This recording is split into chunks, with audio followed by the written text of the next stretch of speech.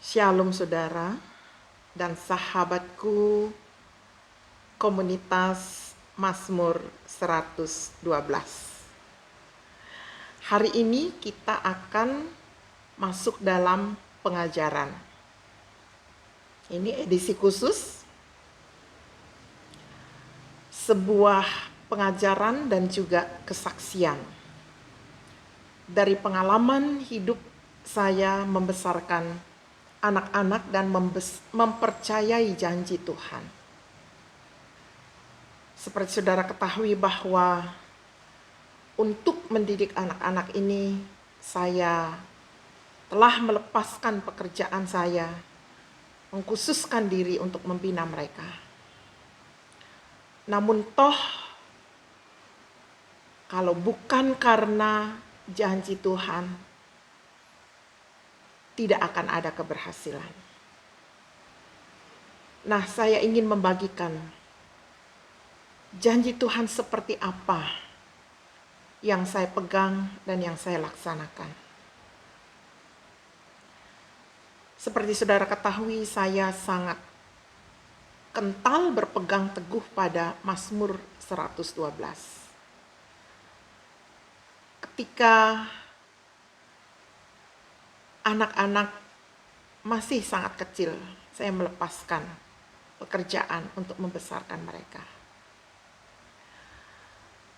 Sudah agak besar, inilah janji setia yang saya perbaharui di hadapan Tuhan. Ketika itu kami ada di Kanada. Seperti apa? Janji setia orang tua kepada Tuhan untuk mendukung anak bagi pertumbuhan yang sehat dengan dampak yang maksimal. Mazmur 112. Haleluya. Berbahagialah orang yang takut akan Tuhan, yang sangat suka kepada segala perintahnya. Anak cucunya akan perkasa di bumi. Angkatan orang benar akan diberkati. Harta dan kekayaan ada dalam rumahnya. Kebajikannya tetap untuk selamanya. Saya berfokus kepada 3 janji itu dalam membesarkan anak-anak saya pada waktu itu. Janji saya kepada Tuhan. Saya berjanji menjadi orang tua yang takut akan Tuhan dan menyukai firman-Nya.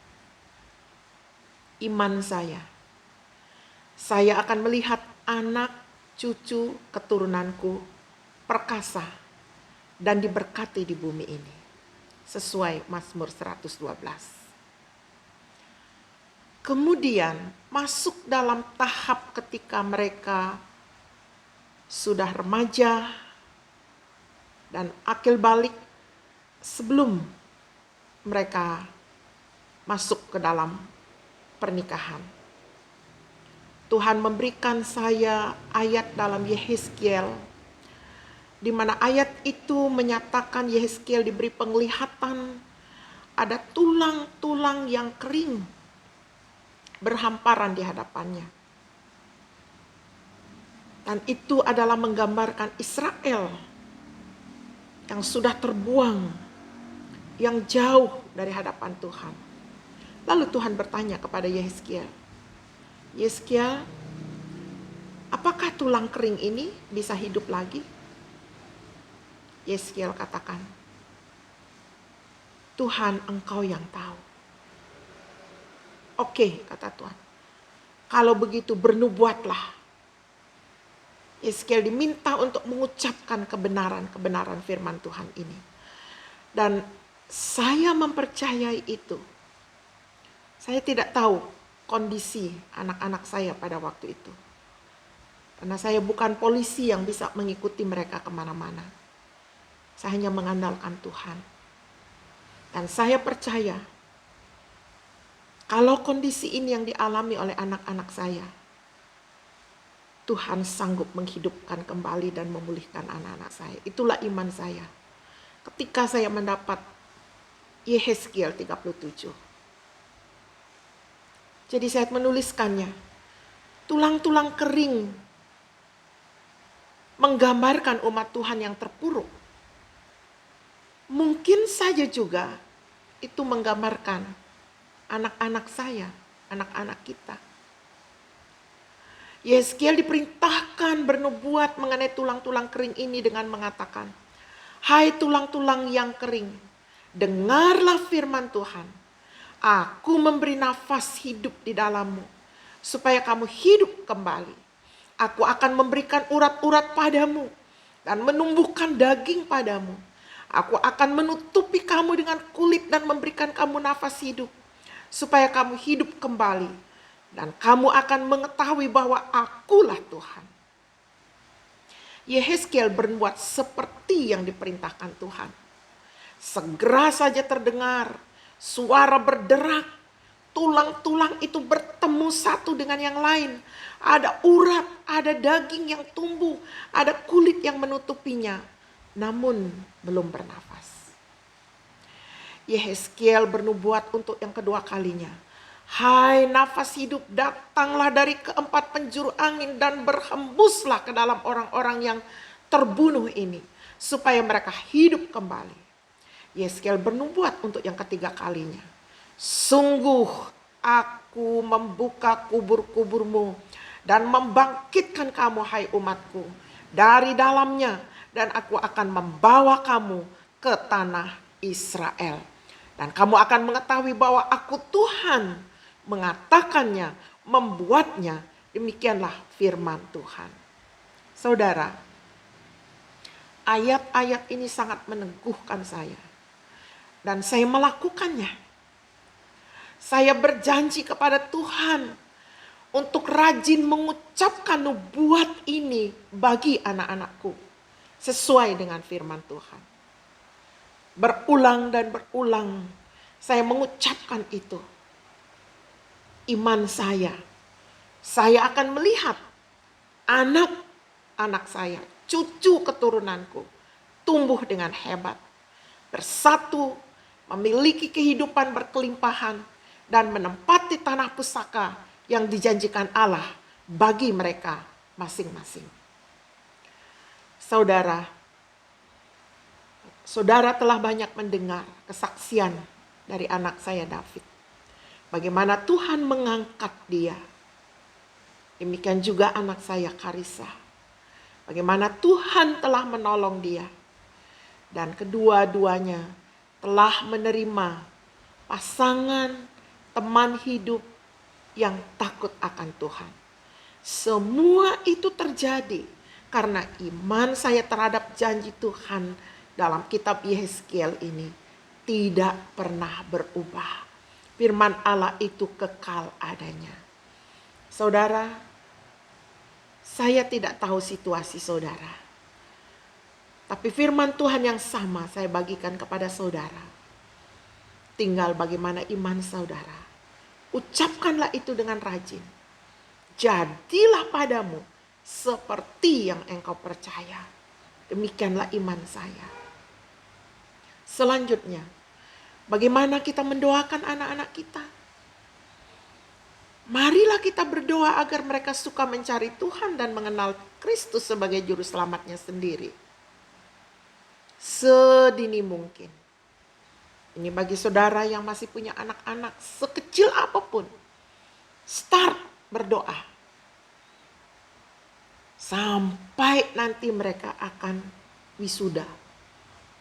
Menemukan teman hidup mereka. Mampu mandiri. Bukan sekedar wisuda. Tapi mampu mandiri. Menjadi perkasa.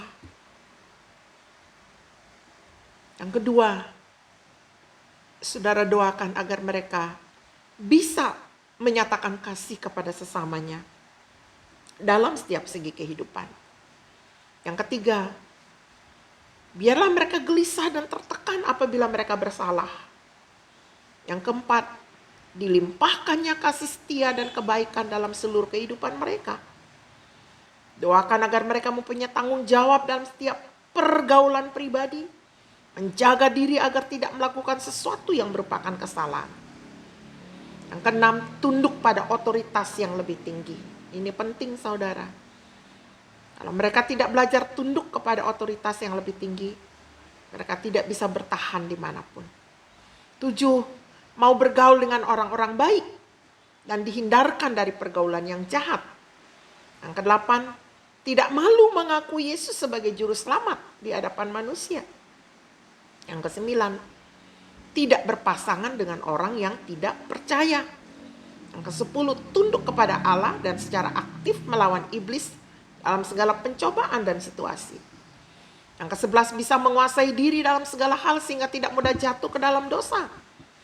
12, dipagari hingga mereka tidak dapat pergi ke tempat yang tidak baik atau orang-orang jahat, dan orang-orang yang tidak baik itu juga tidak dapat mendekati mereka. 13, tangan Tuhan menyertai dan melindungi dari malapetaka sehingga kesakitan tidak menimpanya.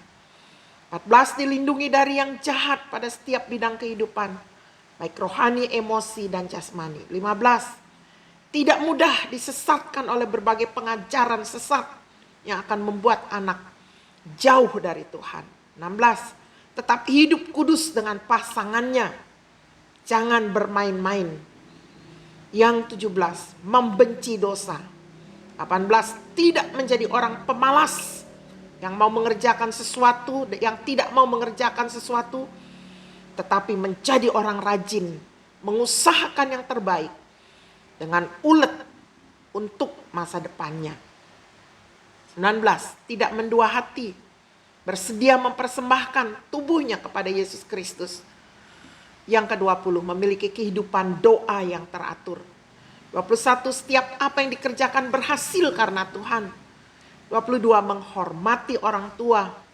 23, diberi hikmat, pengetahuan, dan kepintaran. Dengan demikian keberhasilan akan menjadi kesaksian bagi sesama. 24, menjadi anak yang berbakti dan tahu membalas budi.